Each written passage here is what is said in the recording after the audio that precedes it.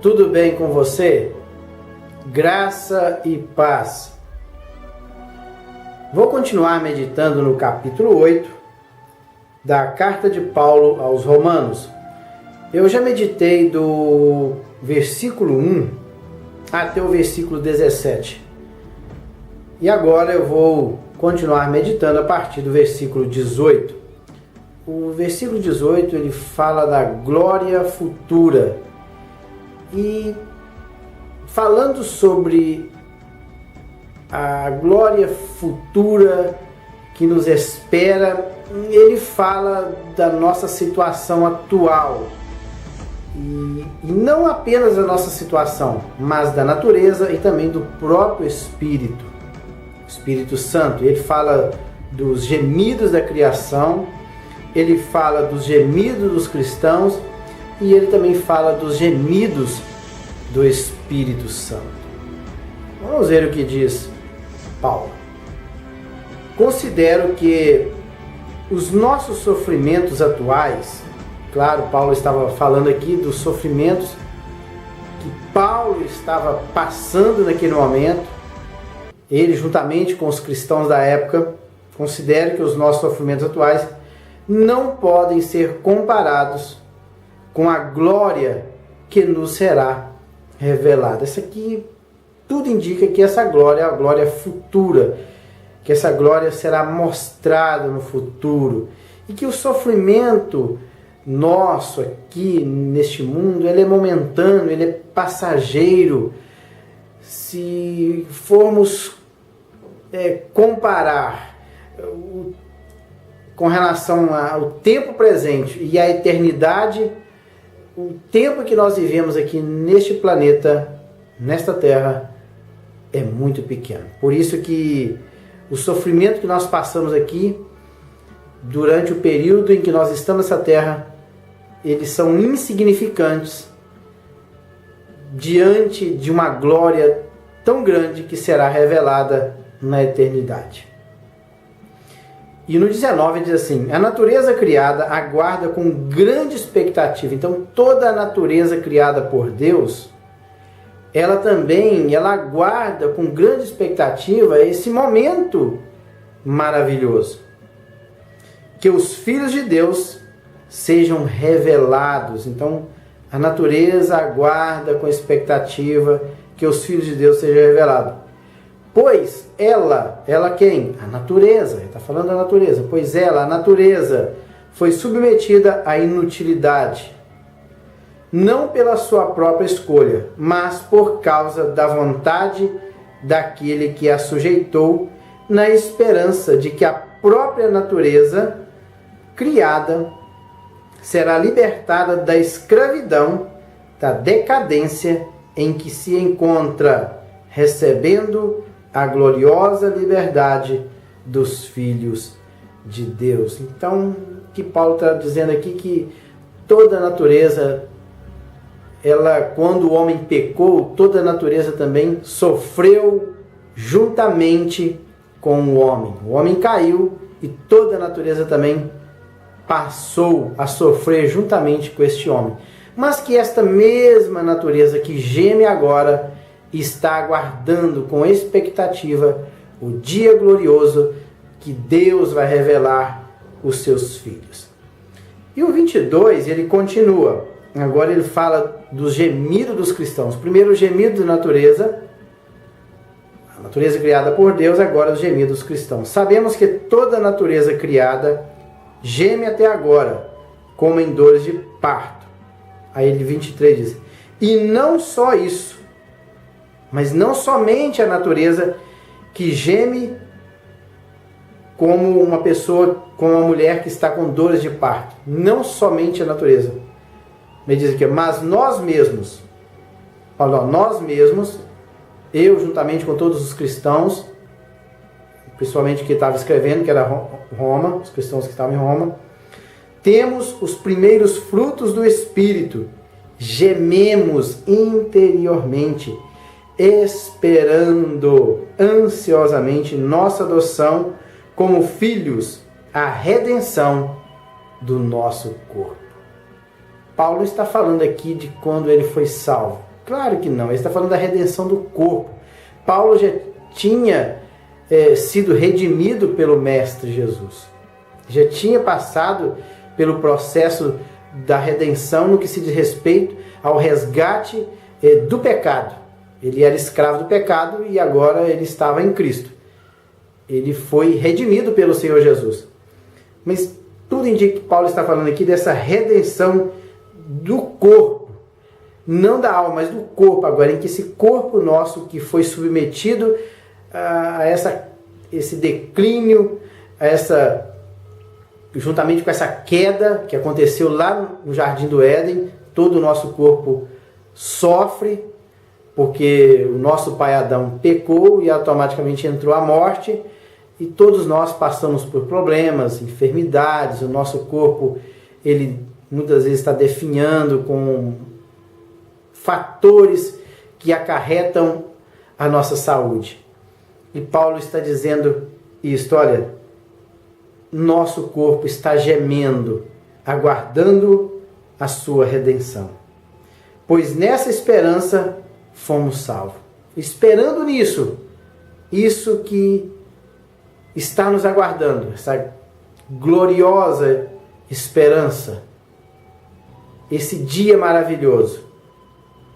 É por isso que nós esperamos. A esperança, ainda ele argumenta, mas a esperança que se vê não é esperança. Se eu tivesse contemplando isso já, essa glória de que Paulo falou aqui, se ele estivesse vendo isso, não era esperança. Como ele aguarda com expectativa esse dia maravilhoso, então isso se torna o quê? Uma esperança. Quem espera por aquilo que está vendo? Ninguém espera por aquilo que está vendo. Se eu estou vendo algo, como eu vou esperar? Eu já estou vendo mesmo, então não é esperança. Eu somente espero por algo o qual eu não estou vendo, não contemplo, então eu espero. Mas se esperamos o que ainda não vemos, aguardamo-lo pacientemente. Então aqui, os gemidos dos cristãos aguardando esta glória maravilhosa que um dia o Senhor vai nos dar. E agora, a partir do verso 26, ele vai falar sobre os gemidos do Espírito. Da mesma forma, o Espírito, qual que é esse Espírito aqui? O Espírito Santo. É o Consolador, o qual Jesus enviou. Ele falou assim, se eu não for, o Consolador não virá. Mas se eu for, eu enviarei o Consolador. E ele enviou o Consolador. Quem que é o Consolador? É o Espírito Santo. Consolador é Paracletos. Paracletos é aquele que chama para perto para consolar. O Espírito Santo é aquele que consola os nossos corações. É aquele que nos dá força para caminharmos aqui neste mundo. E ele também geme juntamente conosco. É impressionante. Por isso que ele diz aqui, ó, da mesma forma, o Espírito Santo nos ajuda em nossa fraqueza, pois não sabemos como orar, mas o próprio Espírito intercede por nós com gemidos inexprimíveis. São gemidos que não tem como expressar, mas que o Espírito Santo que habita em nós, ele contempla o meu gemido e ele juntamente geme comigo e Deus, ele interpreta esse gemido. Por isso que o Espírito Santo também geme juntamente conosco, com gemidos inexprimíveis. E aquele que sonda os corações conhece a intenção do Espírito, porque o Espírito intercede pelos santos de acordo com a vontade de Deus. E aquele que sonda os corações, quem é? Deus. Deus é quem sonda os corações e conhece a intenção do Espírito. Espírito que é maiúsculo, ele conhece a intenção do Espírito Santo que está dentro de nós, que está gemendo juntamente conosco. Então Deus, ele interpreta ele faz a interpretação desses gemidos e diz aqui que interpreta, conhece a intenção do Espírito, porque o Espírito intercede pelos santos de acordo com a vontade de Deus. Sabemos que Deus age em todas as coisas. Deus está agindo através de todas as coisas, para o bem daqueles que o amam. Todas as coisas que acontecem conosco, que somos filhos de Deus, essas coisas, elas acontecem com um propósito. Jamais devemos questionar aquilo ou algo que acontece conosco, quer seja ele bom ou ruim. Mas sabemos que se nós somos filhos de Deus, todas essas coisas, elas acontecem com um propósito. E esse propósito é para o bem daqueles que amam a Deus. Somos nós que amamos a Deus. Dos que foram chamados de acordo com o seu propósito. Nós fomos chamados por Deus, pois Deus é quem chama os filhos seus. Deus é quem começou a obra da salvação em nossas vidas. Ele que tocou em nossos corações, fazendo esta obra maravilhosa. E nós aceitamos o convite. E o aceitamos. Então nós somos chamados filhos de Deus. Porque primeiramente a salvação ela começa em Deus. E Deus, através do seu Espírito, toca em nossas vidas. Nós que estávamos mortos em delitos e pecado, o Espírito Santo vivifica este homem morto. E agora esse homem morto aceita o plano maravilhoso da salvação. Pois nós somos chamados por Deus.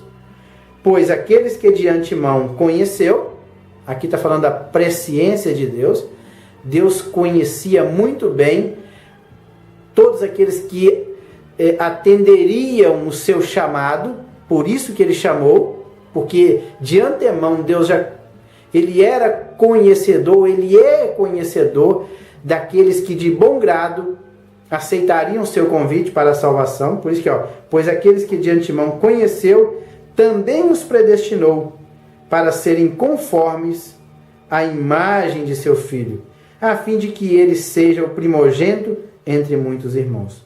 E aos que predestinou, também chamou. E aos que chamou, também justificou. E aos que justificou, também glorificou. E aqui está o final do processo, que é, no final de tudo, é a glorificação daqueles que de antemão, aqui predestinar, é conhecer de antemão aqueles que realmente atenderiam o seu chamado.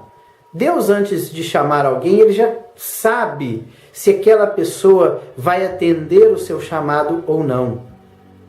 Pois quando o homem entende o plano de salvação,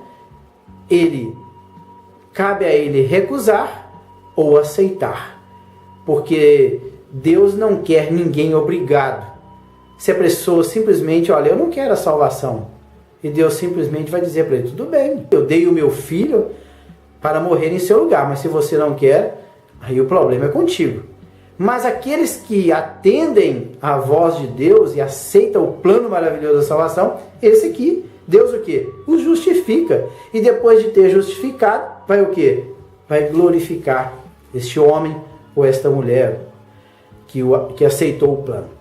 E aqui, a partir do verso 31, ele mostra 5 argumentos para provar para nós que somos cristãos que nós não podemos nos separar do seu amor. Então, no versículo 31, primeira coisa, o primeiro argumento é que Deus é por nós. Depois, é que Cristo morreu por nós. Depois ainda, no versículo 33, é que Deus nos justificou. Depois, Jesus, ele intercede por nós. E por último, é que Cristo nos ama. Então aí são 5 argumentos fortíssimos para nós que somos cristãos, que fomos chamados, que fomos justificados e que agora todas as coisas contribuem para o bem daqueles que amam a Deus. E diante de tudo isso, ele apresenta 5 argumentos para que jamais nós nos separemos do Senhor. E ele começa, que diremos, pois, diante dessas coisas? Se Deus é por nós, quem será contra nós? Primeira coisa aí, Deus é por nós. Eu não tenho que temer mais nada. Aquele que não poupou o seu próprio Filho, mas entregou por nós, como não dará juntamente com ele e de graça todas as coisas? Outro argumento. Cristo morreu por nós. Se Cristo morreu por nós, as outras coisas, com certeza, Deus nos dará. Se o mais difícil foi dar o seu filho ali na cruz do Calvário, o restante é tranquilo para Deus. Aí ele continua. Agora, no versículo 33, Deus o justifica. Olha, quem fará alguma acusação contra os escolhidos de Deus? É Deus quem os justifica. Quem os condenará? Foi Cristo Jesus que morreu, e mais, que ressuscitou e está à direita de Deus, e também intercede por nós. Então, nesses versículos, a partir do versículo 33, aqui ele apresenta que é Deus que nos justifica. Se é Deus que me justifica, foi Deus que me declarou justo. Se foi Ele que me declarou justo, quem é que vai me condenar? Ninguém. Se é Deus que nos justifica, quem agora que vai levantar uma acusação contra mim? Quem é que vai me condenar? Ninguém. Pois foi o próprio Deus que me declarou justo. E agora, ele apresenta o quê? Após essa justificação, aí a partir do versículo 34, ele ainda prossegue ali, diz assim, quem os condenará? Pois foi Cristo quem morreu, e esse ato ele nos declarou justo. E ele diz, e mais ainda, não para por aí, outro argumento, e mais ainda, Cristo ressuscitou e está à direita de Deus Pai e intercede por nós. Outro argumento aí, que Cristo é aquele que intercede diante de Deus por nós. E aí, diante de tudo isso, ele fala agora, Cristo nos ama. Quem nos separará do amor de Cristo? Ninguém. Será a tribulação, angústia, perseguição, ou a fome, a nudez, o perigo, a espada? Como está escrito, Salmo 44, 22. Por amor de ti, enfrentamos a morte todos os dias. Somos considerados como ovelhas destinadas ao matador. Mas em todas essas coisas, somos mais que vencedores por meio daquele que nos amou. Pois estou convencido de que nem a morte, nem a vida, nem os anjos, nem demônios, nem o presente, nem o futuro, nem quaisquer poderes, nem a altura, nem a profundidade, nem qualquer outra coisa na criação será capaz de nos separar do amor de Deus que está em Cristo Jesus, nosso Senhor. Aqui não precisa nem de comentário, está muito claro. Pois se Deus nos amou desta forma tão grande, Cristo também nos ama, pois Ele se entregou por nós. E se Ele entregou por nós, quem é que vai nos separar do amor de Cristo? Nada. Nada disso aqui que Paulo apresentou vai nos separar do amor de Cristo. Encerramos aí, portanto, o capítulo 8. E no próximo vídeo eu estarei meditando no capítulo 9 da carta de Paulo aos Romanos, que vai falar a relação dos judeus com o Evangelho. Até lá!